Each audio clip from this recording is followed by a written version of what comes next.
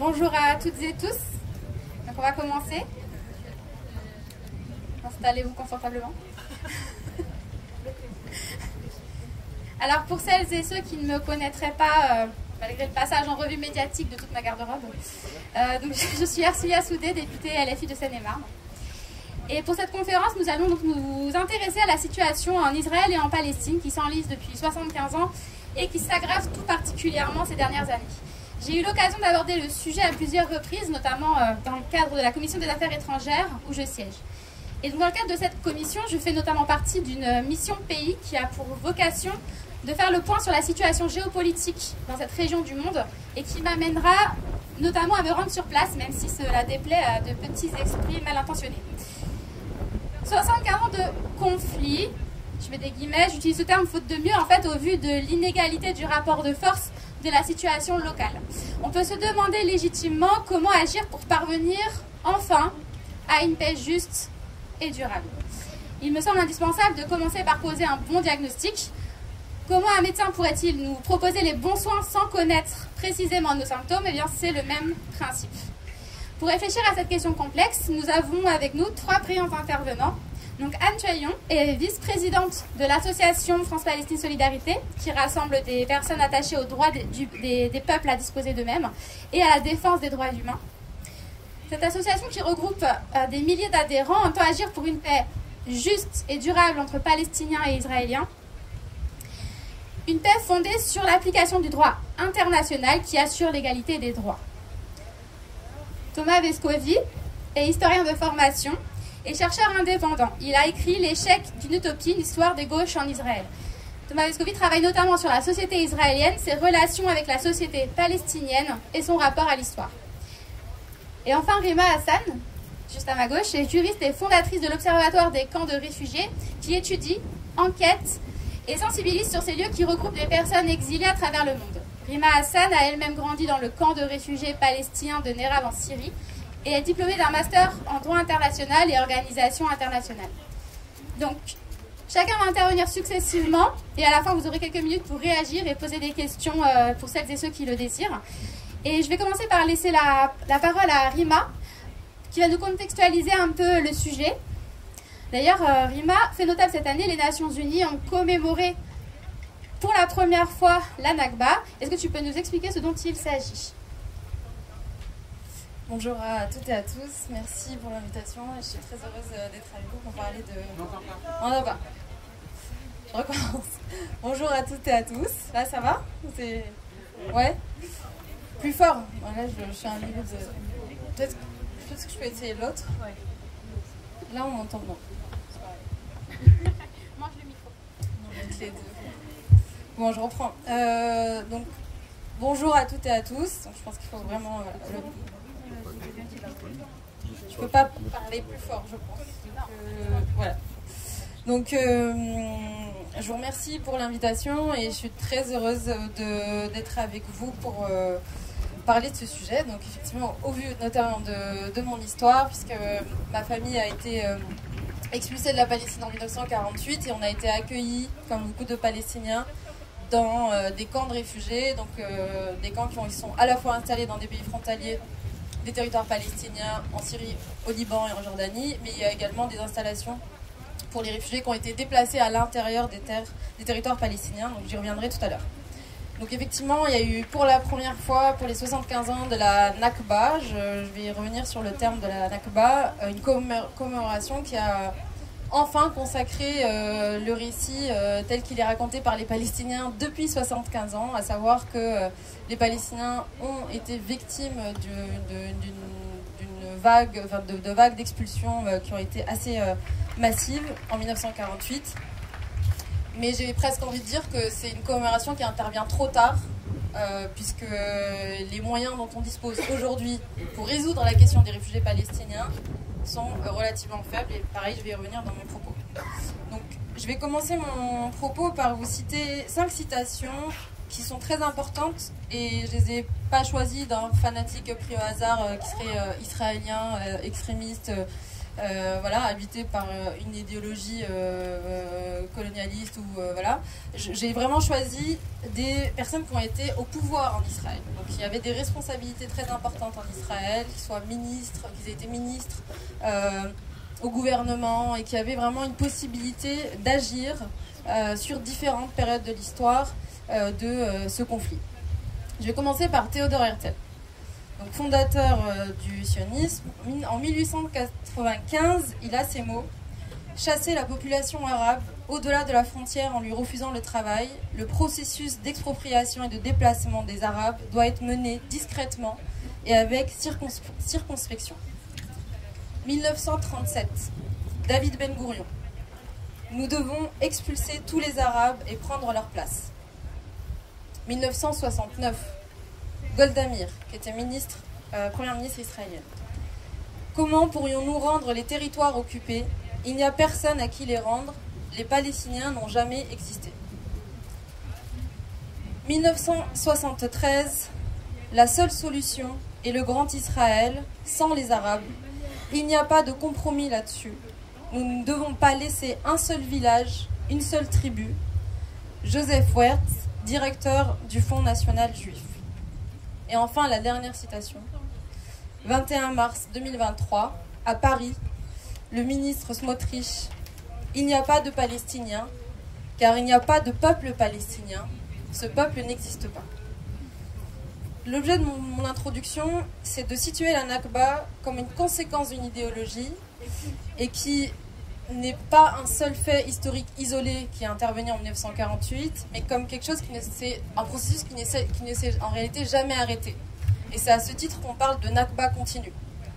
Et il faut véritablement faire ce travail qui consiste à ne plus voir la Nakba, donc ce fait historique qui s'est déroulé effectivement sur 2 années, non plus comme quelque chose qui est isolé historiquement et politiquement parlant, mais qui s'inscrit en conséquence d'une idéologie qui, elle, n'a jamais été profondément remise en cause. Et plus grave encore, elle s'est matérialisée par des activités sur lesquelles on va revenir, d'expulsion, de dépossession à l'égard des Palestiniens, qui ne s'est véritablement jamais arrêté. Donc le terme Nakba, il vient non pas des Palestiniens, en réalité il vient d'un universitaire syrien qui a écrit un livre qui s'intitulait « Le sens de la catastrophe » en 1948. Et cet universitaire syrien, donc Constantin Zoharek, a été le premier à placer cet événement comme une véritable catastrophe. Pas comme un fait qui pouvait éventuellement être réparé dans les prochaines années, mais véritablement comme un point de non-retour pour la question palestinienne. Ce qu'il faut bien comprendre, et c'est pourquoi j'ai commencé par ces citations, c'est précisément parce que le tort qui a été infligé aux Palestiniens depuis 1948, donc depuis la Nakba, n'a jamais été ni admis, ni reconnu, ni même réparé par aucun gouvernement israélien successif depuis la création de l'État d'Israël. Jusqu'à 1970, en Israël, le terme Nakba a été même censuré, et il a fallu attendre tout un mouvement d'historiens israéliens qui ont permis de documenter ce qu'on appelle donc la catastrophe. J'ai peut-être pas précisé, la Nakba en arabe littéraire, donc ça veut dire la catastrophe. Donc les Palestiniens se sont appropriés ce terme pour parler de leur récit de 1948 que je vais vous détailler. Mais donc c'est très important aussi de resituer le fait qu'il n'y a pas eu de volonté dans la politique israélienne. Ce sont les historiens en fait qui ont rétabli cette histoire, parce que pendant très longtemps on entendait que les Palestiniens avaient pas du tout été expulsés, qui sont partis d'eux-mêmes, et que par ailleurs ce sont les pays arabes frontaliers qui les ont poussés à quitter leur terre.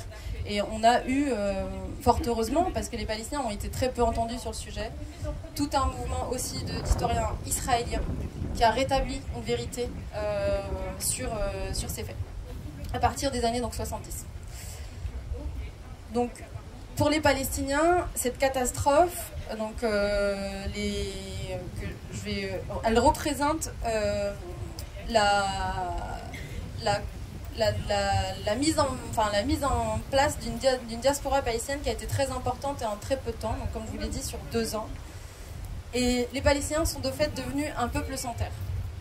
Il y a eu pendant très longtemps cette fable sur la Palestine qui consistait à dire que la Palestine était une terre sans peuple destinée à un peuple sans terre, donc en l'occurrence pour le peuple juif.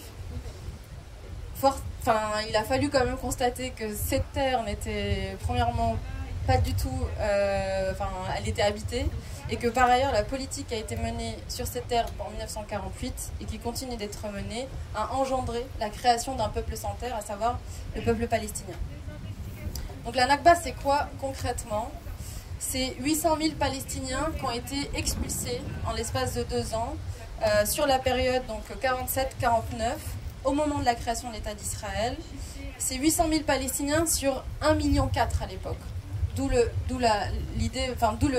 l'approche ou la qualification d'expulsion massive, c'est que ça représente quand même une grande partie de la population palestinienne à ce moment-là. C'est 532 villages qui ont été littéralement rasés pendant cette période. Donc quand on parle les Palestiniens parlent d'une logique véritablement d'une entreprise de disparition de l'identité palestinienne, puisque ce sont des Palestiniens, des villages palestiniens dont même le nom a été modifié. C'est-à-dire qu'on n'a pas seulement expulsé les Palestiniens et voire aussi massacré, on a même changé le nom de ces villages. Ce qui est assez important aussi, c'est que en 1948, au moment où il y a eu ces vagues d'expulsion, a été demandé à Ben Gourion, donc qui a été Premier ministre israélien, ce qu'il fallait faire de ces réfugiés. Et il a eu cette phrase terrible: expulsez-les, les vieux mourront, les jeunes oublieront. Aujourd'hui, donc ce qu'il faut resituer aussi, donc pour comprendre pourquoi on utilise ce terme de Nakba et donc en quoi il représente une catastrophe.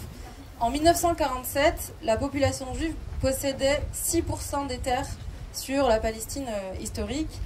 En 1949, 2 ans plus tard, 77% des territoires palestiniens, donc de la Palestine historique, sont occupés à ce moment-là par la population juive, et donc les milices sionistes, et puis ensuite, bien sûr, l'État israélien quand il va se consolider.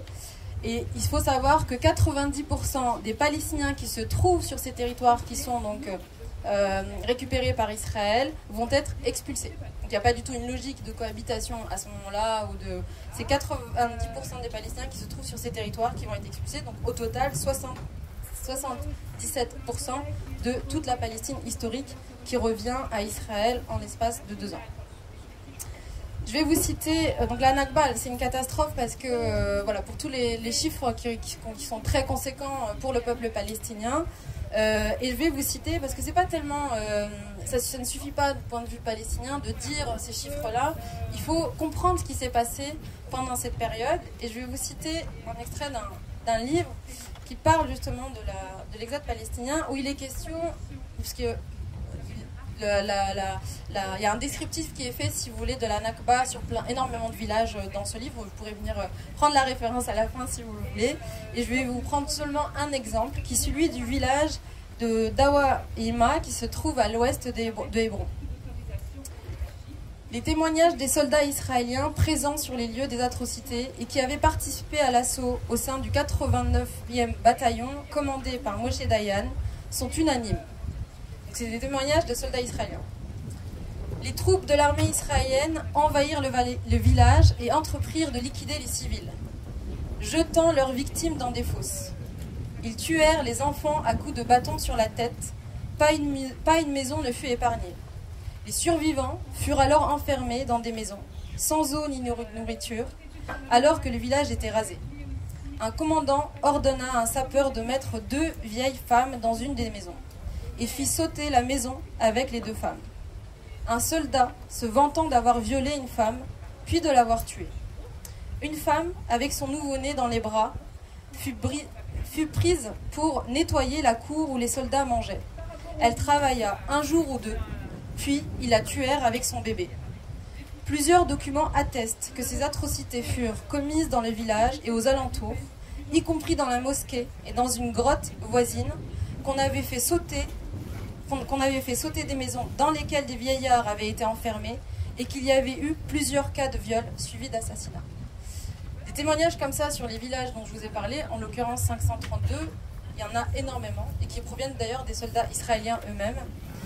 Donc quand on parle de catastrophe, ce n'est pas seulement en termes de nombre, mais c'est aussi en termes du récit palestinien. Et aujourd'hui, moi je parle à juste titre de survivants de la Nakba, c'est-à-dire que mes grands-parents, comme tous ceux qui ont réussi, qui ont choisi en fait, enfin qui ont été contraints à l'exil, ce sont des personnes qui ont survécu à une logique véritablement qui a consisté à faire disparaître le peuple palestinien à travers tout ce qu'on a infligé à ce peuple. Donc là, je vous ai cité un exemple de ce village, mais il y en a énormément qui sont documentés, encore une fois, non seulement par des soldats israéliens, mais aussi par des historiens israéliens.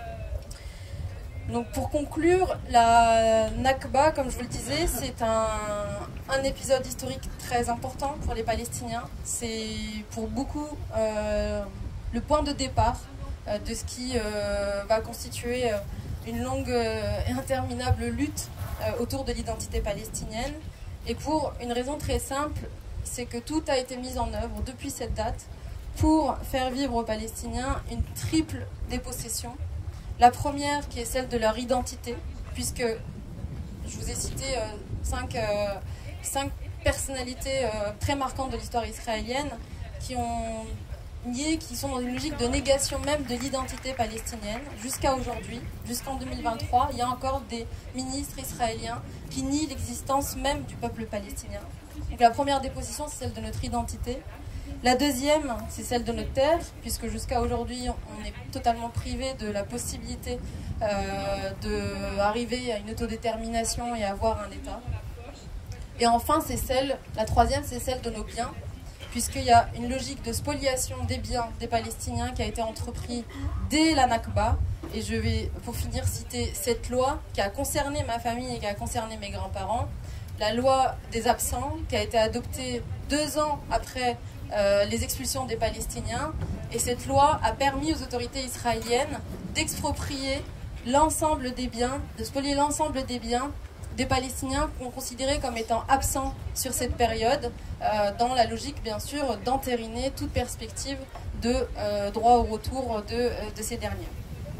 Donc j'en ai terminé sur la Nakba et je reviendrai peut-être tout à l'heure sur la question des réfugiés palestiniens, parce que les conséquences de la Nakba, comme je vous le disais, c'est l'exode massif des Palestiniens qui ne sont toujours pas rentrés chez eux et qui n'ont toujours pas la possibilité de rentrer chez eux, et qui pour beaucoup vivent dans les camps. Et j'essaierai d'apporter un éclairage sur la situation des camps palestiniens, et je pourrais apporter un témoignage aussi du camp dans lequel moi je suis née en Syrie. Je vous remercie.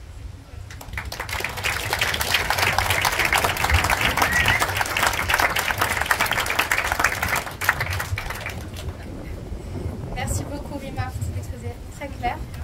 Alors je voudrais passer la parole à Thomas pour nous parler un petit peu. C'est vrai qu'il y a quelque chose dont on a beaucoup entendu parler aussi cette année, c'est du mouvement social israélien face à la politique fasciste du gouvernement Netanyahou. Est-ce que tu peux nous parler de ce mouvement social et nous dire les conséquences qu'il pourrait avoir sur la situation géopolitique locale?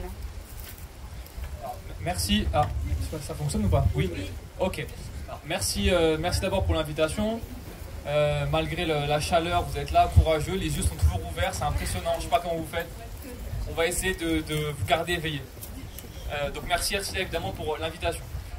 Israël effectivement connaît une crise politique majeure. Ça fait maintenant 40 semaines que des mobilisations continuent de contester le gouvernement. Pour comprendre ça, il faut revenir simplement à l'origine, je vais aller très vite. Lorsque Israël se crée en 1948, le pays fonctionne avec un système assez simple. Il y a un parlement, des élections à la proportionnelle, la majorité au parlement peut faire un gouvernement, d'accord? Et il y a une autre cour de justice qu'on appelle la cour suprême, qui fonctionne un peu comme un équivalent de cour de cassation en France. Voilà. Et ça fonctionne à peu près bien. Pourquoi? Parce qu'à l'époque, il y a une espèce de consensus en Israël sur différents points. D'abord un consensus sioniste, c'est-à-dire que qu'on soit de droite ou de gauche, finalement, on est d'accord pour défendre le fait que l'État doit appartenir avant tout à la population juive et doit rester un État à majorité juive. Un consensus également colonial, à savoir que les Palestiniens qui ont été expulsés, ce qu'a expliqué Rima juste avant, ne doivent plus être présents et leurs traces doivent être effacées. Un consensus également nationaliste, C'est-à-dire que s'il y a des personnes qui ne sont pas juives dans l'État, et il y en a, il y a à peu près 150 000 Palestiniens qui en 1948 demeurent sur leur terre pour différentes raisons, eux eh bien, peuvent rester là, mais ils n'auront pas les mêmes droits que nous. Et enfin, un consensus militariste, c'est-à-dire que l'armée doit être au cœur de l'État. Ce consensus va être à peu près solide jusqu'aux années 70-80. 70-80, vous avez en Israël le développement de nouveaux mouvements politiques, issus notamment de la guerre des 6 jours qui a permis à Israël de conquérir de nouveaux territoires. Et ces mouvements politiques-là, eux, brisent le consensus. Ils s'affirment davantage comme étant, premièrement, clairement pas démocratiques, ou du moins la démocratie juive telle qu'elle existe en Israël, ils n'en veulent pas. Ils s'affirment beaucoup plus comme théocratiques, voire même messianiques. Et surtout, ils n'ont pas peur d'affirmer un réel suprémacisme juif, au sens où les expulsions ne doivent pas s'arrêter, il faut reprendre le processus que ce qu'ils prétendent être leurs ancêtres ont fait en 1948. Donc il faut aller encore plus loin que ça. C'est ce qui explique en partie pourquoi est-ce que dans les années 90, connaît en Israël ce qu'on appelle une révolution juridique. J'explique rapidement. On a différents juges qui décident de dire qu'il faut que la Cour suprême ait un rôle bien plus important, c'est-à-dire qu'elle puisse bloquer et casser des lois votées à la Knesset. Pourquoi ? Parce que si à la Knesset un jour, années 90, ils disent que si un jour il y a un gouvernement d'extrême droite qui va à l'encontre des droits des populations juives, hein, les Palestiniens c'est autre chose, des populations juives, il faut que la Cour suprême puisse l'en empêcher. Et donc on fait voter cette révolution juridique qui permet à la Cour suprême de casser des lois si elle estime que les lois votées à la Knesset sont contraires à l'état d'esprit d'Israël et à la déclaration d'indépendance. Bien. Le gouvernement israélien qui se met en place le 1er janvier dernier de Netanyahou est l'un des gouvernements les plus à l'extrême droite de l'histoire du pays, ça on le sait déjà. Et c'est un gouvernement qui, dans une longue suite de gouvernements Netanyahou, Netanyahou a gouverné Israël depuis 2009 quasiment sans être contesté, d'accord? Donc c'est un long marathon qu'il a enclenché. Netanyahou, donc, et ses alliés en veulent beaucoup à la Cour suprême. Pourquoi? Merci. Pour principalement 2 raisons. La première, je l'ai dit, c'est que leurs alliés religieux à Netanyahou sont opposés clairement à l'idée qu'Israël ne puisse pas un jour devenir un État théocratique. Eux, ils voudraient que l'Israël soit davantage un État religieux et théocratique. Et la Cour suprême, dans tous les cas, n'acceptera pas ça. Donc, premièrement, la Cour suprême, ils estiment qu'elle va s'opposer à la volonté du peuple israélien. Il y a l'idée que si les Israéliens votent pour un gouvernement d'extrême droite, eh bien ce gouvernement doit pouvoir mettre en place les lois qu'il veut. Il n'y a aucune institution qui ne peut s'y opposer. Le deuxième argument, qui peut peut-être faire sourire, mais pourtant il est réel, c'est que pour cette extrême droite-là, la Cour suprême va empêcher ou va limiter la colonisation des terres palestiniennes. Je m'explique. Évidemment, nous on sait à quel point la Cour suprême n'a jamais empêché cette colonisation. Sauf que, du point de vue juridique et du point de vue israélien, il faut comprendre ce qu'ils veulent dire. La Cour suprême a toujours autorisé la colonisation, entre guillemets, légale, c'est-à-dire qui a été dynamisée par l'armée israélienne ou les institutions israéliennes. Mais si vous, avec vos copains, j'espère pas ici évidemment, mais imaginons, vous allez sur une colline palestinienne, vous vous installez sans aucune autorisation de l'armée ou de l'État, eh bien la Cour suprême, dans certains cas, peut vous dire non, non, vous sortez de là, ce n'est pas légal. Ça nous paraît complètement absurde, pourtant, c'est une des raisons pour lesquelles ce gouvernement d'extrême droite, et notamment ceux qui sont au gouvernement avec Netanyahou, estiment que la Cour suprême ne doit pas pouvoir empêcher un quelconque volonté de jeunes Israéliens de s'installer sur des terres et de les coloniser. Donc la Cour suprême est ciblée, et on a dans ce gouvernement, depuis le 1er janvier, un programme qui est très clair. Au point où on peut se demander pourquoi la Cour suprême mobilise autant les gens. Je vais y revenir. On a évidemment un programme qui est des attaques frontales contre les droits des femmes en Israël, qu'elles soient juives ou non, contre les populations LGBT, évidemment les Palestiniens d'Israël, hein, ceux qui ne sont pas juifs en Israël, qui sont principalement visés également par toute une liste d'attaques, j'y reviendrai après si on a le temps dans le cadre du débat. Et donc on a au final une attaque contre le système judiciaire. Cette attaque contre le système judiciaire et la Cour suprême, c'est celle qui va mobiliser, galvaniser les Israéliens dans un cadre de lutte, au point où à l'heure qu'il est, on ne sait pas comment ça va finir. Je fais très simple sur comment ça peut potentiellement finir. Il y a actuellement la loi qui a été votée à la Knesset, d'accord? Netanyahou en gros dit, on a été élu, on fait ce qu'on veut, on est majoritaire à la Knesset. La population a fait ce qu'on appelle une pétition qu'elle a déposée à la Cour suprême. Il y a 2 cas de figure. Soit la Cour suprême dit, cette pétition est recevable, la loi qu'a votée Netanyahou ne peut pas être acceptée. Dans ce cas, Netanyahou aura deux choix. Soit il accepte et on arrête tout, et on revient au début où on renégocie des lois. Soit il dit je m'en fiche, j'ai été élu. Dans ce cas-là, crise politique. Soit la Cour suprême dit cette pétition n'est pas recevable, la loi a été votée, je ne sais pas comment ça va finir. Ce qui est sûr en tout cas, c'est qu'il y a en Israël aujourd'hui des forces qui sont prêtes à l'affrontement comme on ne l'a jamais vu. L'extrême droite est en train de tout faire pour monter ce qu'ils appellent une espèce de milice de garde nationale, qui est en fait un moyen de prendre tous les pires groupes, disons, fascistes, d'hooligans d'extrême droite, dans un cadre légal d'une unité qui serait armée et qui aurait le droit d'intervenir dans le cadre de manifestations contre les Palestiniens. Et du côté évidemment de l'opposition à Netanyahou, on a une partie de réservistes, de militaires qui eux aussi estiment que c'en est trop et il faut intervenir. Bon, évidemment, la droitisation d'Israël, elle date depuis longtemps. J'y reviens dans mon livre que Ercilia a mentionné, je ne reviendrai pas là, je n'ai pas le temps malheureusement, peut-être dans le débat s'il y a des questions dessus. Donc voir une société israélienne debout et faire face à Netanyahou et à un projet que j'appelle moi fasciste ou fascisant, c'est évidemment porteur d'espoir. Ça, on ne va pas le nier. Le problème là-dedans, c'est jusqu'où est-ce que ça va. C'est-à-dire que si on estime que Israël, avant Netanyahou, tout allait bien et Netanyahou est en train de tout foutre en l'air, là il y a un problème. Israël, en fait, ça demeure, quoi qu'il arrive, et Rima l'a bien expliqué, un État profondément colonial. Et ce mouvement social s'intègre dans le cadre d'un État colonial. Dès lors, le problème, c'est que ce mouvement social ne prend pas en compte ni la question de l'occupation des Palestiniens, ni la colonisation, ni même les droits des Palestiniens en Israël, qui passent totalement au second plan. Or, moi j'affirme, dans mon livre et dans cette conférence-là, dans le cadre du débat après encore, c'est que les opposants à Netanyahou en Israël n'ont, selon moi, aucune chance de pérenniser leur place au pouvoir sans un accord réel et sincère avec les Palestiniens d'Israël dans le cadre d'une nouvelle refonte politique. Sauf que cette refonte-là, elle impose d'aller droit dans le cœur du problème colonial. C'est-à-dire que l'opposition actuellement, si vous les écoutez, et même dans les débats où Rima et moi, d'ailleurs, on a pu parfois participer dans les médias, il y a ce que j'appelle un profond déni colonial. Il y a le mythe que Israël, en fait, à la base, c'est un État juif et démocratique, tout fonctionnait bien, et puis petit à petit, c'est parti en vrille. Non. La réalité, c'est que Israël n'a jamais été une réelle démocratie pour tous. C'est une démocratie d'abord pour ses citoyens juifs. Pour les citoyens qui ne sont pas juifs, c'est un État juif avant tout. D'accord ? Ce n'est pas non plus un État qui est simplement en prise avec un petit conflit national, territorial, dont on pourra gérer les choses plus tard. Non, absolument pas. Israël est une démocratie coloniale, dont l'extrême droite au pouvoir actuellement est la suite logique de son histoire. C'est la version la plus extrême du colonialisme israélien. Et à partir de là, l'attaque contre la Cour suprême, ce n'est absolument pas le but du gouvernement. C'est un moyen pour ensuite mettre en place un projet beaucoup plus global, que moi j'appelle le projet d'apartheid sur l'ensemble de la Palestine, qui est peut-être d'ailleurs déjà présent, on y reviendra avec Anne tout à l'heure. Et enfin, pour terminer, c'est également un moyen de terminer un problème central qu'a aujourd'hui l'extrême droite en Israël et Netanyahou. C'est la question démographique.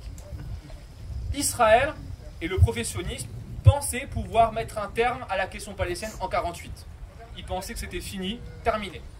Aujourd'hui, on est en 2023, entre la mer Méditerranée et le fleuve Jourdain, vous avez 50-50. Autant de juifs que d'arabes. La différence, c'est que la gauche coloniale en Israël continue de penser qu'on va pouvoir remettre en place un État juif et démocratique, donner quelques droits aux Palestiniens, et puis ça ira bien, on pourra rester vraiment majoritaire et tout le monde l'acceptera. La droite et l'extrême droite, Netanyahou notamment, savent bien que c'est impossible. Il n'y a pas de retour en arrière, ça a été trop colonisé, les terres ont été colonisées, il n'y a plus de retour en arrière possible. Donc qu'est-ce que fait la droite et l'extrême droite? Elle prend les devants et elle dit non, vu qu'il n'y a pas de retour en arrière, vu qu'on ne va pas peut-être expulser tout le monde, on va installer un État qui va nous garantir que même si un jour on est minoritaire, on reste les maîtres du territoire. 2018, loi d'État-nation du peuple juif votée par Netanyahou et son gouvernement, les articles mentionnent clairement que même en cas, je vous invite à les lire d'ailleurs, même en cas de contestation démographique, le droit à l'autodétermination n'appartient qu'au seul peuple juif. Ça veut dire qu'on a clairement ici une gauche qui manifeste, ou un centre-gauche qui manifeste beaucoup d'illusions, malheureusement. On les soutient, en tout cas moi théoriquement par rapport à ce qui se passe, mais beaucoup d'illusions malheureusement. Et en face, un grand Netanyahou qui va droit devant dans son projet, que j'appelle moi, évidemment, colonial, suprémaciste et apartheid. Le problème central, il est double, et je finirai sur ça. C'est que dès lors qu'il n'y a pas de projet d'égalité pour tous, puisque le sionisme n'a jamais pensé l'égalité pour tous au Proche-Orient, dès lors que la colonisation est en échec, puisque les Palestiniens sont toujours là, et contestent démographiquement, à Jérusalem comme en Cisjordanie, comme partout, la majorité juive entre la Méditerranée et le fleuve Jourdain. Il n'y a plus qu'un seul moyen aujourd'hui pour Israël de se maintenir tel quel, c'est l'apartheid. Et c'est pour ça que Anne va en parler. Merci.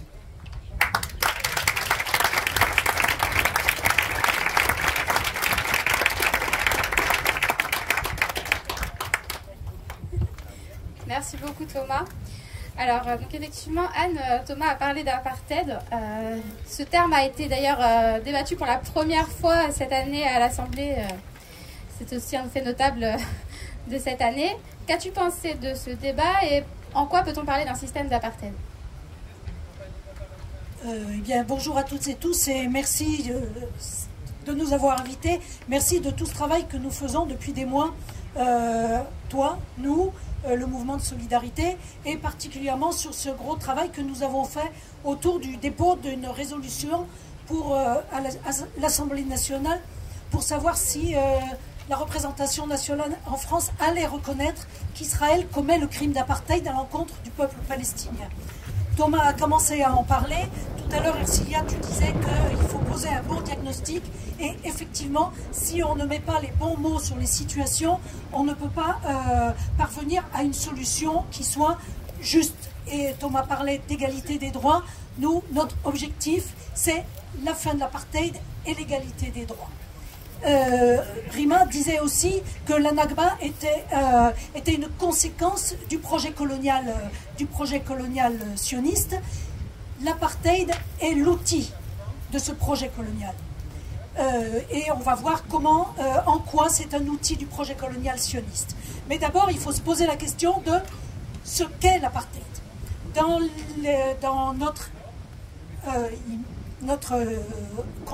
notre conscient collectif, l'apartheid nous renvoie à la situation politique en Afrique du Sud jusque dans les années 90.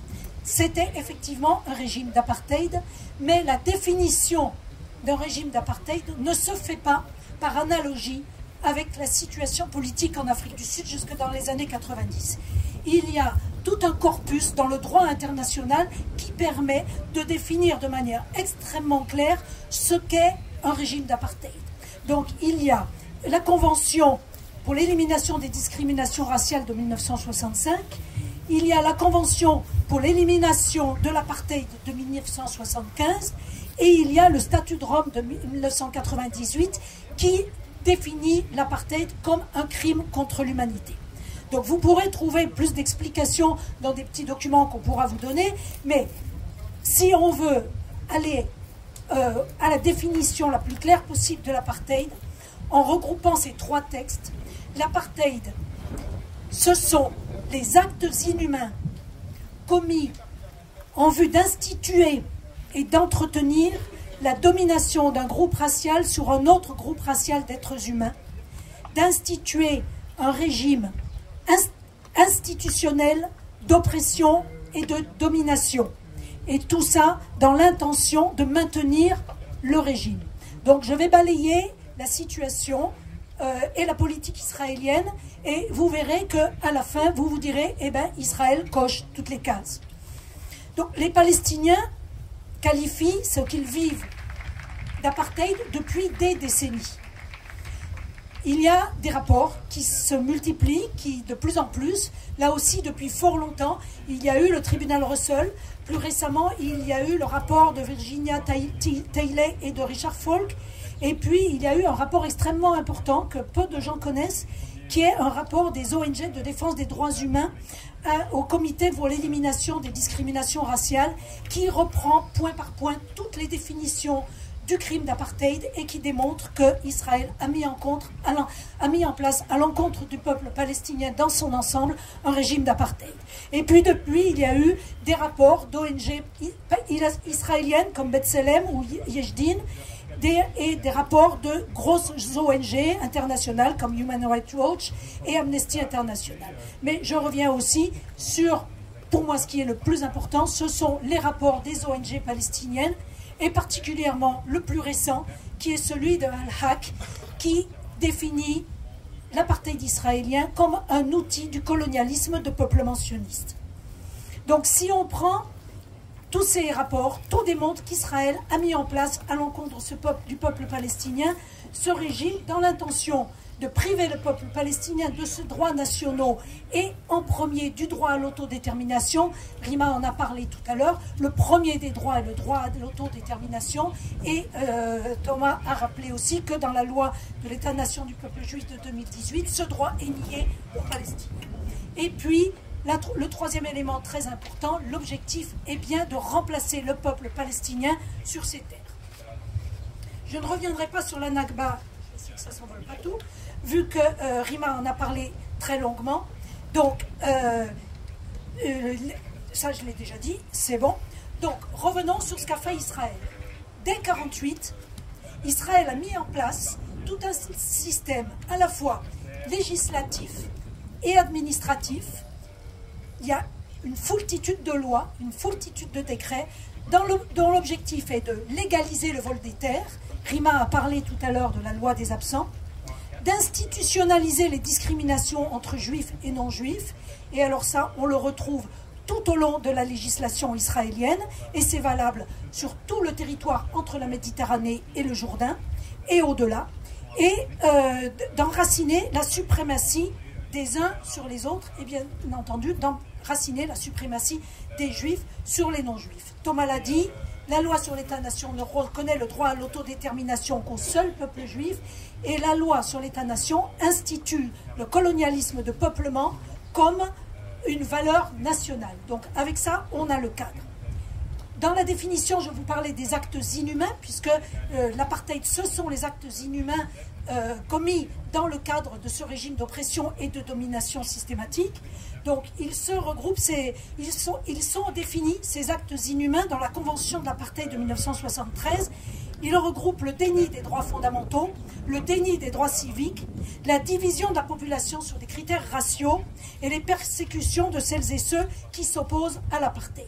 Si vous connaissez un peu la situation en Israël-Palestine, vous pouvez voir que à travers les 4 catégories d'actes inhumains, on retrouve absolument toute la politique israélienne à l'égard du peuple palestinien. Une dernière chose qu'il faut avoir en tête, c'est une spécificité de l'apartheid israélien. C'est ce qui a été défini et démontré tout au long des rapports qui ont été publiés, et particulièrement le rapport Fault-Tillet. C'est ce qu'on appelle d'une manière un petit peu... qu'on appelle la fragmentation du peuple palestinien. C'est-à-dire qu'au fil des ans, à partir de 1948, Israël a imposé aux Palestiniens des statuts juridiques, politiques et géographiques différents, selon l'endroit où ils se trouvent et selon ce à quoi ils ont été soumis. C'est ainsi qu'on trouve des Palestiniens comme Rima, qui sont en exil ou dans les camps de réfugiés ou dans les camps de réfugiés palestiniens, et qui sont là par la volonté d'Israël qui les a chassés de leur terre.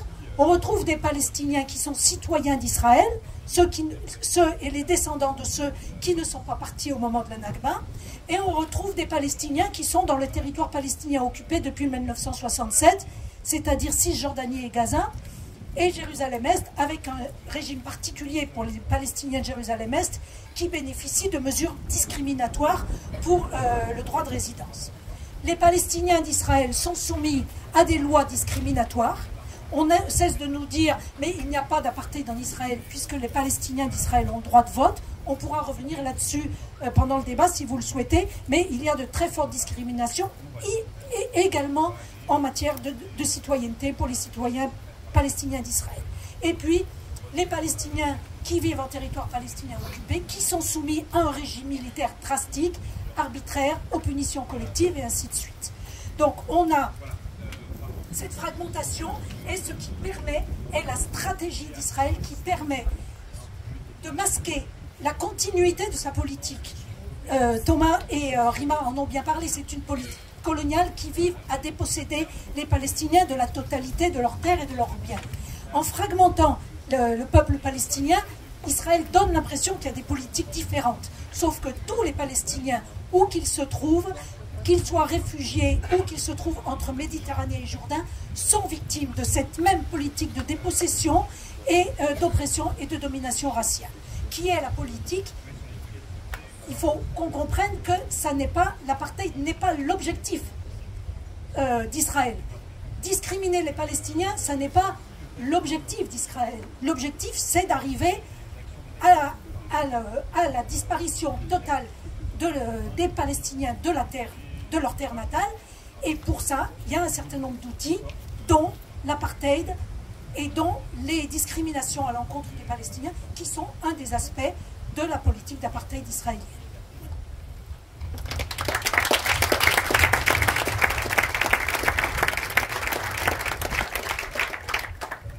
Merci beaucoup, Anne. Alors, donc c'est vrai qu'il y a une fragmentation de la population palestinienne et j'aimerais bien qu'on fasse un focus donc sur la question des réfugiés parce qu'il est difficile d'évoquer la situation israélo-palestinienne sans vraiment évoquer cette question-là. Que peux-tu nous dire à ce sujet Merci. Je vais essayer de parler aussi fort que tout à l'heure. Moi, je vais vous parler des grands oubliés. Les grands oubliés de ce conflit, c'est les réfugiés palestiniens. Moi, ça fait plus de 20 ans que je suis en France. Et à chaque fois que j'ai entendu parler du conflit israélo-palestinien, que ce soit dans les médias, par les journalistes, même par des militants, des activistes, j'ai jamais, ou très rarement entendu parler, j'ai rarement entendu quelqu'un parler de notre condition de réfugiés palestiniens, de dire ce que sont les camps palestiniens aujourd'hui, de dire ce qu'ils représentent dans le récit palestinien et de, bien entendu, défendre le droit des réfugiés palestiniens. C'est-à-dire que ça a toujours été traité comme une question annexe. On doit d'abord résoudre ce qui se passe sur le territoire et puis on verra après pour celles et ceux qui ont été initialement expulsés lors de la création de l'État d'Israël. Ce que je dis sur ce sujet, c'est que ça a été le point de départ et il ne sera pas possible de résoudre le conflit sans intégrer dès le début des négociations, des travaux qui seront, je l'espère, un jour entamés, la question des réfugiés palestiniens. Ça ne peut pas et ça ne doit pas être une question qui doit systématiquement être reléguée à des négociations ultérieures à une possible résolution du conflit. La spoliation, ça a été dit, est un fait politique majeur de la politique israélienne et en réalité les camps en sont l'expression, c'est-à-dire que pour toutes celles et ceux qui nous disent depuis 75 ans qu'après tout les Palestiniens n'existent pas, qu'ils n'ont pas été chassés, qu'ils sont parfaitement aujourd'hui dilués ou intégrés dans les pays arabes et dans la région, il faut se rendre dans les camps pour comprendre ce qui se joue dans ces espaces et pour comprendre à quel point les camps sont l'expression de cette spoliation d'Israël qui a été infligée aux Palestiniens. Pour comprendre la question on parle d'encampement, donc de mise en camp des populations en situation d'exil et qui a concerné effectivement les Palestiniens dès 1948, il faut bien avoir à l'esprit qu'il n'y a pas de définition internationale du camp. Donc, ça me permet d'introduire le fait que les Palestiniens ne vivent pas de la même manière selon les pays dans lesquels ils sont accueillis.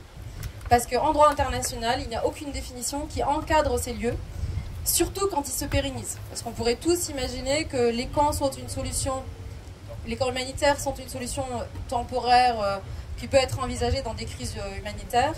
Le problème, c'est quand les camps durent et qu'ils deviennent presque des pays dans des pays.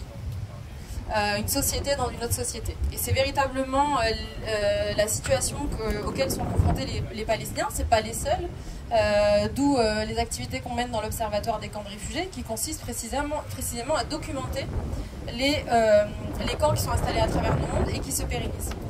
Les Palestiniens vivent dans des camps depuis 1948. C'est devenu pour eux une Palestine par défaut. C'est-à-dire que il y a eu toute une volonté de reconstruire l'identité palestinienne, voire même les activités politiques et même armées depuis les camps. Et les camps ont été véritablement pensés comme des mini-Palestines. D'ailleurs, je vous invite à regarder le film Little Palestine qui traite de la situation de camp de Yarmouk en Syrie et qui a été justement documenté par un réfugié palestinien qui a documenté le siège qui a été imposé au camp de Yarmouk. Et c'est véritablement ça, le titre est très évocateur. Les camps palestiniens ont été pensées au fur et à mesure de l'histoire comme des petites Palestines dans lesquelles les Palestiniens ont tenté de se projeter, tenté de survivre et de faire vivre aussi leur identité et leur lutte. Il faut avoir à l'esprit que si la situation des camps palestiniens elle perdure, je vais vous donner les chiffres tout à l'heure et l'ampleur de la situation, mais si les camps palestiniens perdurent, ça a été dit, c'est qu'il n'y a pas de volonté d'accepter le droit au retour des Palestiniens. C'est très important de parler du droit au retour, au-delà de la volonté du retour des Palestiniens, parce que ça nous renvoie précisément aux dispositions internationales sur le sujet. Et je vais vous lire la résolution 194 de l'Assemblée générale des Nations Unies sur le sujet, et qui a été consacrée... C'est pas grave, merci. Oui, merci. Qui a été consacrée dès 1948, c'est-à-dire que le droit pour les Palestiniens de pouvoir retourner sur le terre a été consacré. C'est-à-dire qu'on n'est pas dans un vide juridique, on n'est pas dans un vide de dispositions internationales sur le sujet. On a tous les outils qui nous permettent de penser la chose, voire même de la préparer. Et ça, le blocage auquel font les Palestiniens, c'est véritablement celui de la politique israélienne depuis sa création jusqu'à aujourd'hui. Il y a lieu de permettre aux réfugiés qui le désirent de rentrer dans leur foyer le plus tôt possible et de vivre en paix avec leurs voisins, et que des indemnités doivent être payées à titre de compensation pour les biens de ceux qui décident de ne pas rentrer dans leur foyer, et pour tout bien perdu ou endommagé lorsque, en vertu des principes du droit international ou en équité, cette perte ou ce dommage doit être réparé par les gouvernements ou autorités responsables. Alors, autant vous dire que dans la situation qui est la mienne, et dans laquelle se trouvent aujourd'hui énormément de Palestiniens, il faut énormément de patience pour continuer à espérer une solution qui a été consacrée il y a 75 ans et qui, jusqu'à aujourd'hui, n'est toujours pas, ne serait-ce que mise à l'agenda de la résolution du conflit. Sur la situation donc, des camps palestiniens, aujourd'hui, on recense 7 millions de réfugiés palestiniens. Donc ça comprend les Palestiniens qui sont à l'intérieur des territoires occupés, mais aussi ceux qui vivent dans les pays frontaliers que je vous ai cités tout à l'heure, donc le Liban, la Syrie et la Jordanie. Rapidement pour les chiffres, donc en Jordanie, on a 2,2 millions de réfugiés palestiniens et il y a 10 camps de réfugiés qui sont recensés. En Jordanie, sur leur statut, il est assez particulier puisque, vous le savez, la Jordanie a annexé pendant un moment un territoire palestinien et il y a eu d'importantes vagues de naturalisation des Palestiniens au point qu'aujourd'hui, si je ne me trompe pas, il y a en Jordanie, le peuple jordanien représente près de 70% des Palestiniens qui ont été naturalisés. Donc leur situation a été, pas pour tous, il y a encore des réfugiés, il y a encore des camps, pour une majorité d'entre eux en tout cas, a été plutôt favorable en ce sens, en termes de traitement si vous voulez. Mais pour autant, le droit au retour des Palestiniens et des mécanismes de réparation n'ont toujours pas été mis à leur disposition de ce point de vue-là pour les faits qui se sont déroulés pendant la Nakba. En Syrie, on a 500 000 réfugiés palestiniens et il y a 9 camps recensés.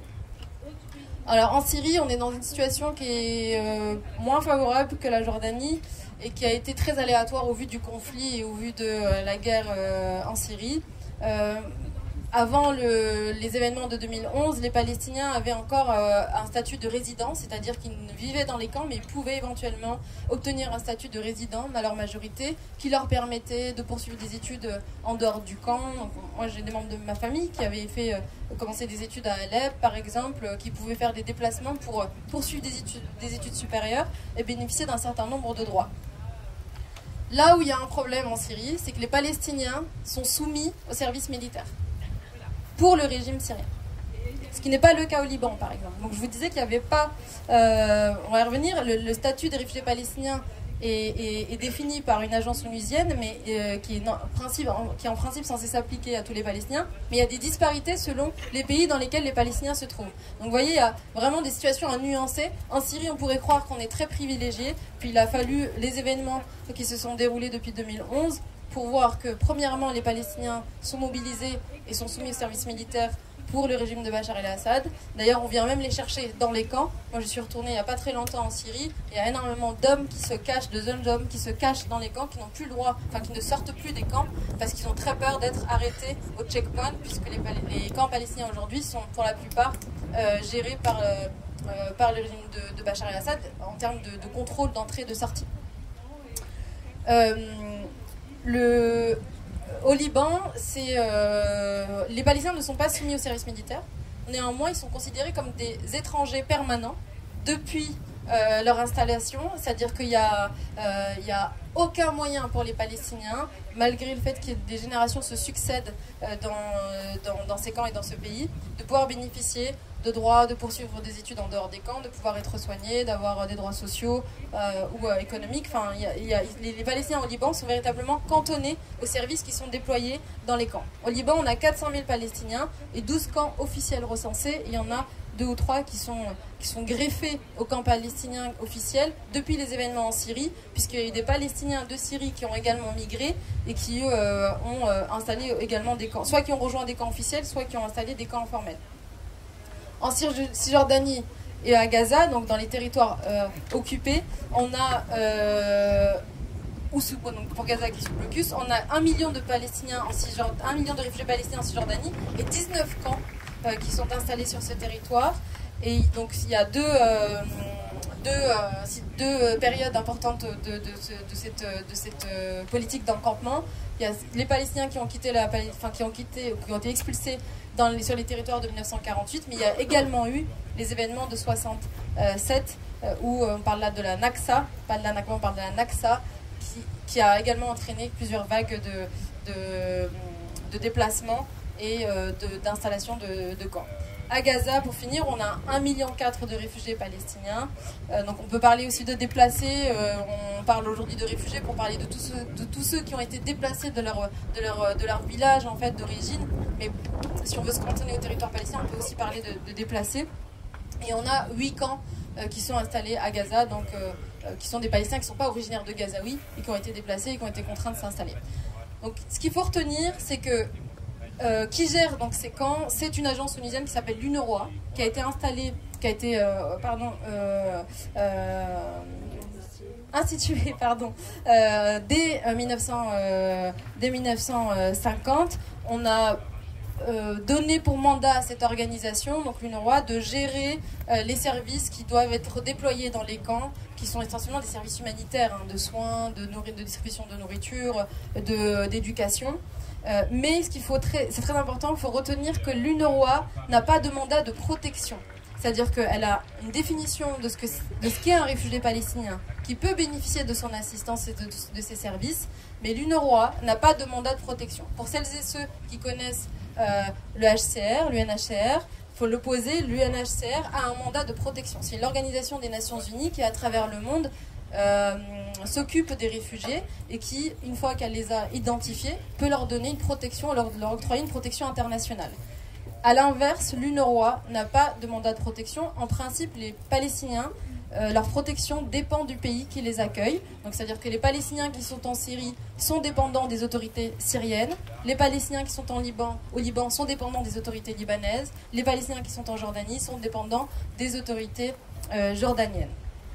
Et ça s'explique par un fait important qu'il faut aussi avoir en tête, parce qu'on pourrait se dire il y a peut-être une volonté d'exclure les Palestiniens de ce droit international des réfugiés. En réalité, c'est simplement l'évolution historique des choses. En 1951, donc l'exode palestinien intervient en 1948, mais la Convention internationale, la Convention de Genève de 1951, qui vient définir le statut de réfugié à l'échelle internationale, est adoptée qu'en 1951. C'est-à-dire que l'exode palestinien intervient avant que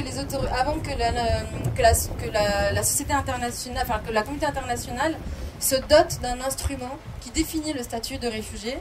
Et pire encore, en fait, il faut attendre 67 pour que la Convention de Genève de 1951 devienne une convention internationale. Initialement, cette convention a été adoptée par les Européens qu'en Europe, et elle avait vocation à résoudre les flux migratoires post-Seconde Guerre mondiale.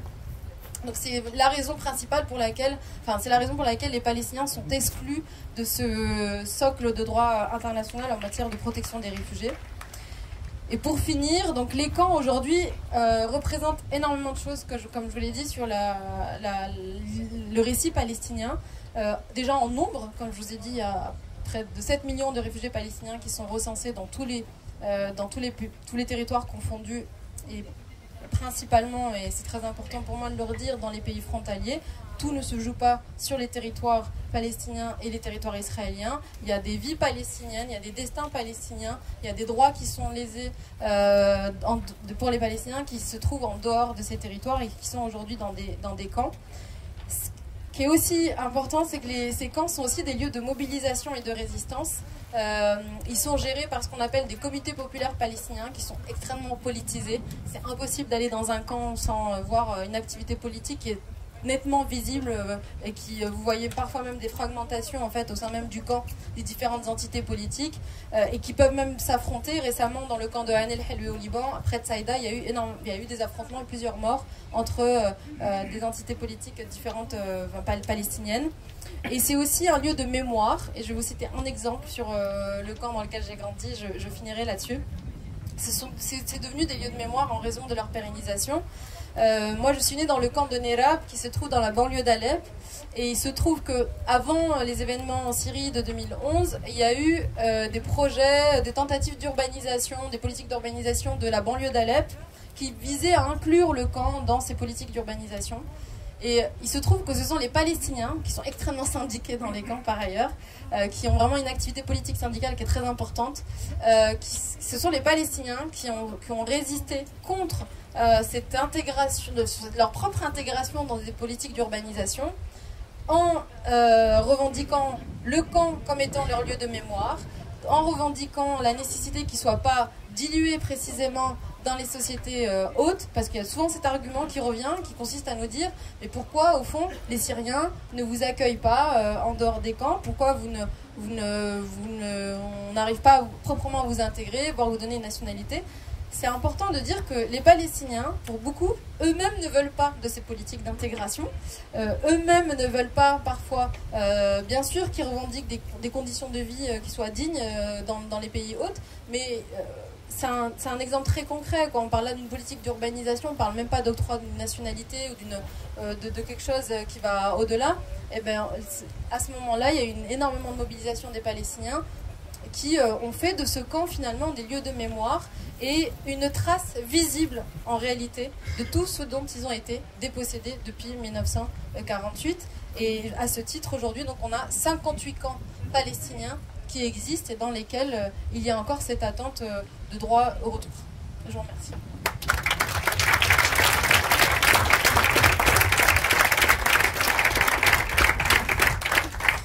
Merci beaucoup, Rima. Alors, Rima nous a parlé notamment des camps de réfugiés qui... Ah, ok. Des camps de réfugiés qui sont donc dans des pays voisins d'Israël. Et j'aimerais que Thomas, justement, nous parle de ces pays voisins et de leur relation avec Israël et des conséquences que ça peut avoir donc, justement sur la situation israélo-palestinienne. Ok. Alors, je vais essayer d'être le plus synthétique possible et de parler de géopolitique au Moyen-Orient en quelques minutes.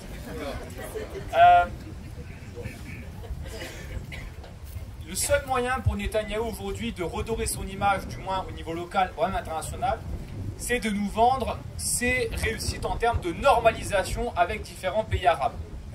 Netanyahou, depuis qu'il a été ambassadeur à l'ONU pour Israël dans les années 90, défend un projet politique qui est très clair. Il le dit, il l'affirme. Si on propose aux dirigeants arabes une offre d'alliance historique fondée sur des projets commerciaux, militaires, économiques, ils oublieront la cause palestinienne. Et on a vu que Netanyahou est parvenu à ses fins avec différents États, le Maroc, Émirats Arabes Unis, Bahreïn, le Soudan. Concernant les Saoudiens, c'est plus compliqué, peut-être qu'on y reviendra après, je ne sais pas, mais c'est vraiment plus complexe, la question saoudienne. Alors évidemment, on pourrait se dire, mais comment on peut ne pas se féliciter, c'est la question qu'on m'a déjà posée une fois, de voir une pacification dans le monde arabe. Parce que je pense, moi, au contraire, que c'est un leurre. Un leurre pour deux raisons. La première, c'est que Netanyahou, pour moi, n'est absolument pas un pacifique, clairement. Son but n'est pas de pacifier, c'est de renforcer un front militaire et politique contre son voisin iranien. Dans le cadre d'une opération militaire que Netanyahou plaide depuis longtemps et souhaite mener contre l'Iran. Deuxièmement, c'est un leurre parce qu'on veut nous faire croire qu'il est possible de pacifier le Moyen-Orient, voire même le monde arabe, sans régler la question palestinienne au préalable. Pour faire un parallèle simple, pour moi, c'est exactement comme si on avait voulu créer l'Union européenne sans au préalable remettre d'accord Allemands et Français. Impossible. Impossible parce que si les dirigeants, eux, signent des accords, on voit bien au niveau des sondages que les peuples du monde arabe sont clairement opposés à ces normalisations-là et s'y opposeront encore. C'est un leurre aussi parce que Netanyahou, ne cherche pas la paix, et surtout parce que Netanyahou ne cherche pas non plus à lutter contre ce qui à la base est le cœur même de l'existence d'Israël, à savoir mettre fin et lutter contre l'antisémitisme. Et il faut regarder ça froidement. Froidement malgré la température. Netanyahou a été le principal allié, et il est encore des principaux dirigeants les plus antisémites actuellement à la tête d'État. Trump avant, Orban en Hongrie, le gouvernement polonais, Bolsonaro au Brésil. Netanyahou également suit une ligne politique qui a été très claire, qui avait été notamment théorisée par Steve Bannon, l'ancien conseiller de Donald Trump. Bannon, lui, disait il faut qu'on crée une alliance des extrêmes droites européennes pour dynamiter toute cette espèce de libéralisme et de multiculturalisme. Et que disait Bannon? C'est important de comprendre ça.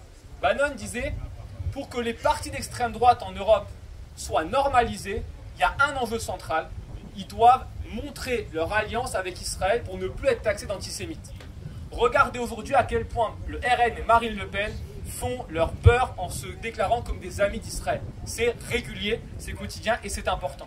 C'est important parce qu'en réalité là-dedans, il n'y a aucun fond antiraciste, il y a un lien très clair entre Netanyahou, son gouvernement et toutes ces extrêmes droites-là. C'est l'islamophobie, et deuxièmement, une instrumentalisation de la lutte contre le terrorisme à des fins racistes, évidemment, et de vouloir absolument empêcher les droits des peuples du monde arabe à aller vers plus de progrès, de démocratie. C'est évidemment pas le projet qui peut nous rassembler ici. Pourquoi ça ne nous rassemble pas? Évidemment parce que la question dont on parle depuis tout à l'heure, israélo-palestinienne, on pourrait se dire, mais en France, bon sang, Anne va parler évidemment du mouvement de solidarité, mais on se sent un peu dépassé par toi, qu'est-ce qu'on peut faire? Moi, je plaide encore une fois pour dire que cette question israélo-palestinienne en France, elle est intimement liée à la capacité qu'on aura, nous, en tant que citoyens, à remettre en place des mouvements progressistes, puisque dans nos villes, dans nos départements, dans nos régions, tous ceux qui mènent des projets de solidarité avec la Palestine sont généralement des mouvements issus de partis progressistes, et je continue à plaider pour dire qu'un mouvement ne peut pas pour moi se qualifier de progressiste s'il n'est pas capable d'être clair et carré sur une question aussi évidente que la question palestinienne et du colonialisme palestinien.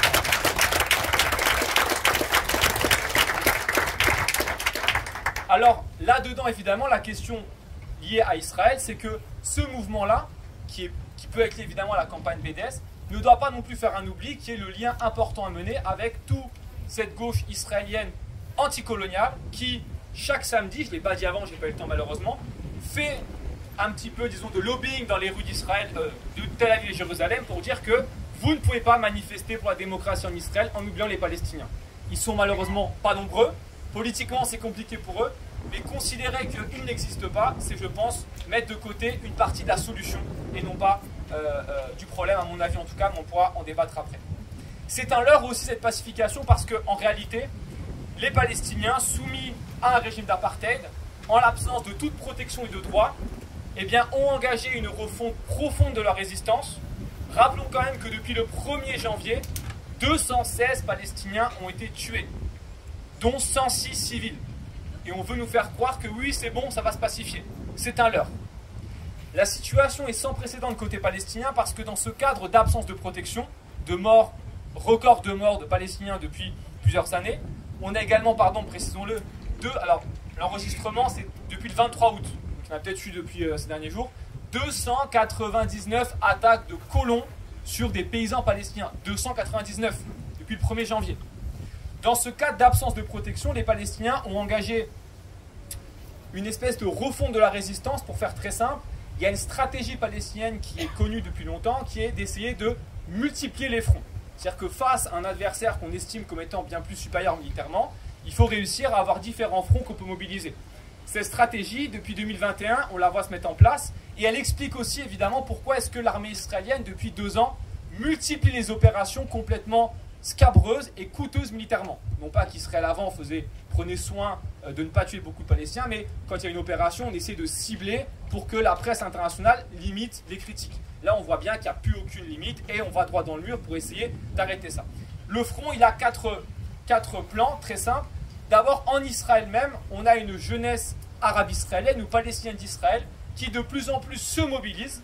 On l'a vu notamment en 2021 dans le cadre des différentes émeutes et tensions qu'il y a en Israël. Et encore lors du dernier mois de Ramadan où il y a eu des manifestations assez importantes de solidarité avec les Palestiniens de Cisjordanie.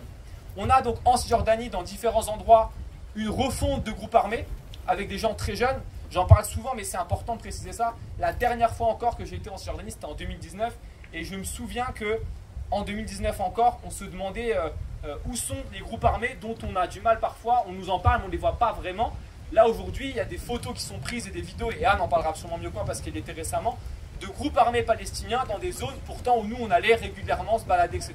Il y a vraiment une refonte profonde, et c'est ça qu'Israël veut réussir à briser. Le troisième front, évidemment, c'est celui de la bande de Gaza, où on a une gestion autoritaire du Hamas sur les Palestiniens à Gaza, mais qui militairement fait partie également d'un front plus large. Et enfin, le dernier, qui inquiète beaucoup évidemment Israël, c'est la fin, quelque part, ou du moins le temps d'arrêt qui est marqué par la guerre civile en Syrie, a permis, ou permet en tout cas à certains groupes hostiles à Israël de se refonder. Je pense notamment au Hezbollah du côté du Liban et à certains groupes palestiniens en Syrie, et qui peuvent potentiellement se tourner de nouveau vers un affrontement des opérations vers Israël. Là-dedans donc, évidemment, ce que j'ai envie de vous dire, c'est que les 24 morts israéliens depuis le début de l'année doivent être perçus avant tout par ce biais-là. C'est-à-dire le fait que c'est l'absence de protection des Palestiniens et le fait qu'ils se regroupent qu'ils se refondent en groupe armé de nouveau en cas d'opération qui explique ces 24 morts-là. Ce n'est pas un projet global de destruction d'Israël, c'est d'abord et avant tout l'absence de protection et de droits des Palestiniens qui alimente chez les plus jeunes une volonté de prendre les armes là-dedans. Ce que j'ai envie de vous dire simplement pour terminer, c'est qu'on a beaucoup parlé d'apartheid et très peu de la question des 2 États. Il me semble important de rappeler que la question des 2 États, ce n'est pas une question à balayer, à dire c'est plus possible et n'a pas, etc. Juste se rappeler que se cantonner à dire on défend 2 États, ce n'est plus possible. Et c'est pour ça que l'apartheid est important à mon avis. C'est plus possible, pourquoi? Parce que même Netanyahou à l'ONU peut dire je suis pour 2 États. Tout le monde peut le dire. Ce qu'il faut maintenant, c'est des actions concrètes. Et la question d'apartheid est importante parce qu'elle pose le débat. Vous êtes pour 2 États? D'accord. Sauf que concrètement sur le terrain, c'est plus possible actuellement. Par contre, il y a une situation d'apartheid, vous en pensez quoi? Et là, on est face à des députés, des élus qui sont devant un point important à prendre en compte. Est-ce qu'ils sont capables ou non d'aller sur ça? D'aller sur ça, c'est-à-dire le fait de revendiquer que l'une des solutions passera d'abord et avant tout par une égalité pour tous entre la Méditerranée et le Jourdain, dans un cadre déterminé, 1 État, 2 États, 3 États, je ne sais pas, une égalité en tout cas, et surtout le respect d'un cadre démocratique. Et vraiment, je finis sur une anecdote parce qu'elle est importante et qu'on n'a pas parlé ici. Quand on fait des débats sur Israël-Palestine, généralement, on a toujours des personnes dans la salle, et je prends le pas, certains vont le faire après, qui lèvent la main et disent mais vous n'avez pas parlé du Hamas. Le Hamas veut détruire Israël et le Hamas est un vrai problème. Moi je réponds à chaque fois que le Hamas, c'est également une question démocratique. Si les Palestiniens décident de voter et d'élire leurs droits réactionnaires, dont c'est pas du tout mon projet politique ici, soyons clairs, c'est pas moi qui vais dire aux Palestiniens vous avez mal voté. C'est malheureux mais c'est comme ça. C'est lié à un contexte politique bien particulier. Et comment est-ce qu'on peut dire qu'Israël a le droit de mettre à son gouvernement les pires extrémistes qui soient de l'histoire du pays, et les Palestiniens ne peuvent pas élire un parti de droite réactionnaire ou extrémiste comme on veut? C'est malheureux, mais c'est aussi une question démocratique qu'il faut comprendre. On ne pourra pas dire aux Palestiniens défendant la démocratie si quand il y a des élections, leurs partis qui arrivent au pouvoir sont bannis. Sont bannis et ensuite quand ils sortent, on dit oui mais le Hamas c'est aussi un groupe armé.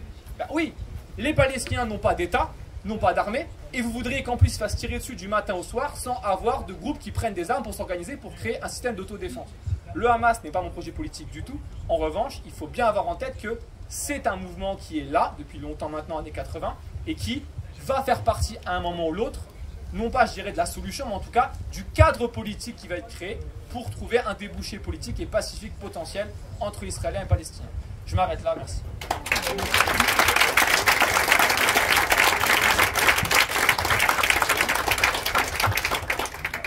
Merci beaucoup Thomas. Alors pour finir, je vais redonner la parole à Anne qui va nous donner un peu quelques perspectives. On va revenir sur une note un peu plus positive avec la résistance populaire et les mouvements de solidarité internationaux. Et je voudrais en profiter d'ailleurs juste pour dire un petit mot de solidarité pour Sami Huraini, dont Anne va pouvoir vous dire quelques mots parce qu'elle le connaît bien. Oui, donc Thomas m'a laissé la partie... il a parlé de la résistance armée qui est en train de se reformer depuis 2 ou 3 ans, et particulièrement dans les camps de réfugiés, et particulièrement dans le camp de Jénine. Et c'est bien pour ça qu'Israël se fait de plus en plus agressif, menaçant. C'est que l'idée est de briser dans l'œuf la résistance armée palestinienne. Mais ami, si tu tombes, un ami sort de l'ombre à ta place, et chaque fois qu'ils en tuent un, il y en a 10 qui rejoignent les brigades armées. Mais depuis une vingtaine d'années, la résistance en Palestine s'était caractérisée par le choix des Palestiniens et des conclusions qu'ils avaient tirées de la violence de la répression israélienne par la mise en place d'une résistance populaire. La résistance populaire, ça veut dire que c'est une résistance que tout le monde peut pratiquer pour contrer la politique de l'occupant. Et elle se caractérise par un objectif, permettre de garder la terre. Répondre donc à l'objectif colonial qui est de confisquer la terre. Alors ça se fait de plein de manières différentes. À une époque étaient mises en avant les manifestations contre la construction du mur, les manifestations dans les villages résistants tous les vendredis. Et alors ces manifestations continuent, mais elles ont aussi baissé d'un point parce que avoir des morts lors des manifestations, c'est pas non plus l'objectif, et il y en a eu beaucoup. Et maintenant, une des actions très importante de la résistance populaire palestinienne est d'aider les gardiens de la terre à garder la terre. Et les gardiens de la terre, ce sont les agriculteurs, donc c'est les aider à planter des arbres, c'est les aider à cueillir les olives, et des gardiens de la terre dont on parle très peu, mais qui ont une place extrêmement importante en Palestine, ce sont les communautés bédouines. Et ces communautés bédouines se trouvent réparties partout en Cisjordanie. Pour beaucoup d'entre eux, ils ont été chassés du Negev en 1949 au cours de avec les suites de massacres épouvantables. Et il se trouve certains d'entre eux dans un endroit du sud de la Cisjordanie occupée qui s'appelle Massaferiata. Et je tiens absolument à vous parler de cet endroit parce que se prépare là, depuis des années, plus particulièrement depuis 1 an, le plus gros nettoyage ethnique en Palestine occupée. 1300 bédouins palestiniens vivent dans cet endroit et Israël veut récupérer ce territoire pour en faire une zone de tir. Parce que bien évidemment, les déserts de l'autre côté de la frontière ne sont pas assez grands pour que l'armée israélienne puisse s'entraîner. Donc ils ont décidé de chasser les 1300 habitants de cette zone et de récupérer cette zone pour faire une zone de tir. Donc depuis 1 an, les écoles sont détruites, les cultures sont arrachées par les colons, par l'armée, et donc Ercilia parlait de Sami Huraini, puisque nous avons fait venir Sami Huraini à l'automne dernier en France, et Ercilia l'avait reçu à l'Assemblée nationale. Sami est passé au tribunal avant-hier.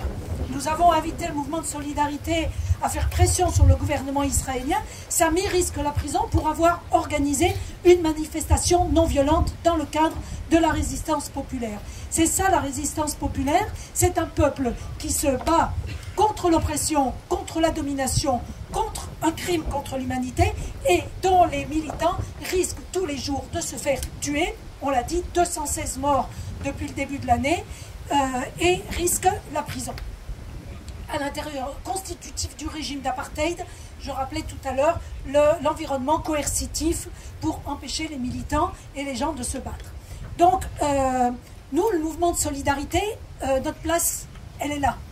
Elle est dans le soutien à ce mouvement de résistance populaire, elle est dans le soutien et elle est dans le faire savoir la situation, elle est dans la dénonciation, elle est dans l'engagement avec les politiques qui peuvent faire quelque chose, et elle est dans la mobilisation ici en France. Alors tout à l'heure, Thomas a fait allusion au mouvement BDS. Je pense que c'est un mouvement dont beaucoup de ceux qui sont ici ont entendu parler. C'est un mouvement qui est né du rassemblement d'organisations palestiniennes en 2005, pardon, pour appeler, donc BDS, ça veut dire boycott, désinvestissement, sanctions. Le B, c'est nous, c'est le boycott, c'est les citoyens.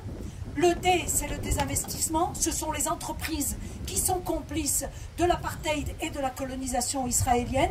Nous avons régulièrement, et nous construisons des campagnes pour demander et imposer aux multinationales qui sont complices de l'apartheid israélien de se désengager. Nous avons commencé l'été dernier, une campagne contre Carrefour, qui est engagé aux côtés d'Israël, dans les colonies israéliennes et en Israël. Et puis, nous avons, je reviens au début de mon intervention, un vaste mouvement qui est en train de se construire, qui n'est pas encore vaste, mais qui va le devenir, un vaste mouvement contre l'apartheid israélien. Il s'agit de dénoncer cet apartheid et de le démanteler.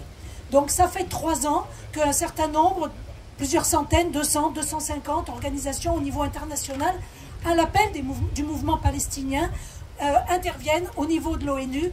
Le premier objectif est de réactiver le comité contre l'apartheid de l'ONU pour qu'il puisse analyser la situation en Israël et en Palestine et qu'il puisse reconnaître que la situation en Israël, que Israël exerce le crime d'apartheid à l'encontre du peuple palestinien. C'est le sens de toute cette mobilisation, c'est le sens de la mobilisation que nous avons construite, nous, depuis 3 ans maintenant, demander que la France reconnaisse le régime d'apartheid, mais ça, on ne se fait pas trop d'illusions, mais créer un rapport de force mondial pour que déjà à l'ONU, on commence à enquêter. Donc il y a ce vaste mouvement, il y a un appel palestinien qui a été lancé au mois de décembre. Nous avons rejoint cet appel palestinien, de multiples organisations ont rejoint cet appel palestinien partout dans le monde. Et le prochain rendez-vous, c'est un rendez-vous qui va se tenir en Afrique du Sud au mois de novembre pour lancer cet appel à l'Assemblée générale des Nations Unies pour la réactivation et, dans la foulée, la reconnaissance de l'apartheid israélien. Donc, à côté de ça, il y a aussi plein de choses que les élus peuvent faire, que les militants peuvent faire au sein de leur commune. Et là, c'est aussi en lien avec l'apartheid. On a une campagne qu'on appelle la campagne Ville contre l'apartheid, que peut-être vous pouvez activer au sein de vos villes. C'est-à-dire que si votre ville, si la ville où vous vivez a un jumelage avec une ville israélienne, vous pouvez vous pouvez lancer une campagne auprès de votre municipalité pour que, à minima, ce jumelage soit gelé et, dans le meilleur des cas, qu'il soit annulé. Mais il y a aussi des déclarations qui peuvent être faites pour faire des municipalités, des villes libres de l'apartheid. Il y a toute une campagne internationale qui s'appelle les endroits apartheid free zone, etc., etc. Donc, ce grand mouvement contre l'apartheid, pour la reconnaissance et le démantèlement de l'apartheid israélien, il est en route. Rappelons-nous que pour l'Afrique du Sud, ça a pris longtemps, très longtemps, mais c'est un mouvement qui a été gagnant et nous avons la certitude que ce mouvement-là sera gagnant et que les criminels devront un jour payer, parce que si ce régime se maintient, c'est uniquement parce qu'on ne demande aucun compte à Israël, qu'il y a une impunité totale d'Israël. Et le jour où le régime israélien sera reconnu comme un régime d'apartheid, les criminels devront comparaître devant la Cour pénale internationale et là, la peur changera de camp.